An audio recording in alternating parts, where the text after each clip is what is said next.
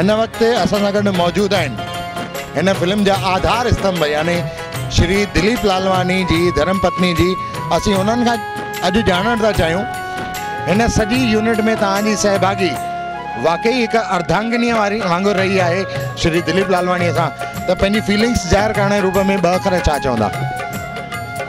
मां पंहिंजे घोट खे हमेशह सहयोग ॾींदसि, जेतिरियूं बि पिक्चर ठाहींदो मां हुन सां गॾु रहंदसि ऐं हुन कदम सां कदम मिलाए करे हुन सां साथ ॾींदसि। असां कोशिशि कंदासीं पंहिंजी कि जल्दी जल्दी ठाहियूं ऐं समाज खे पिक्चर ॾेखारियूं ऐं समाज जूं अखियूं खोलियूं ऐं हर को पंहिंजे घर ख़ुशि रहे।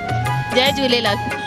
हिन फिल्म में घणेई अदाकारनि पंहिंजो अलॻि अलॻि तरीक़े जो रोल निभायो आहे, जंहिंमें श्री दिलीप लालवानी त आहिनि ई आहिनि, पर उन्हनि जे लालवानी परिवार जा मेंबर भी सदस्य भी उन में आहिनि, जिन में रोल करण वारा उन्हनि जा भाउ श्री टोनी लालवानी भी आहिनि, त टोनी लालवानी जी धर्मपत्नी उहे भी आहिनि।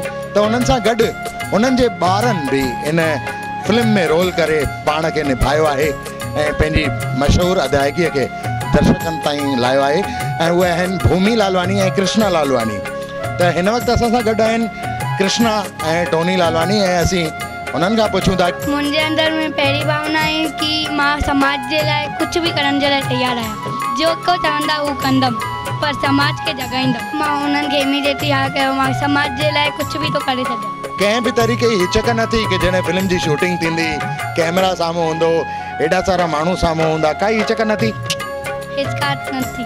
ओचितो जेको बदलाव थियो आहे कि सिंधी फिल्म में कमु करणु, उहो कीअं थियो भला? इहो मां मुंहिंजे भाउ दिलीप लालवानी चवण सां चालू कयो। दिलीप सर जी इहो दिलि हुई कि मां फिल्म जे अंदरि कमु कयां ऐं फिल्म जे अंदरि कोई अहिड़ो रोल कयां जेको माण्हुनि खे पसंदि अचे ऐं माण्हू हुन रोल जी साराह कनि। त उन हिसाब सां हुन मूंखे रोल ॿुधायो कि टोनी हे रोल अथई, हिन अंदरि तूं कमु करे सघंदे।